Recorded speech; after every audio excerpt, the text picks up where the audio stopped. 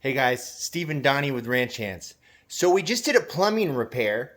There was some leaking cast iron, and I couldn't have done it by myself. I needed help. I needed somebody to be inside gluing the fitting while I was outside gluing that fitting. Make sure we adjusted everything just right so it would fit together.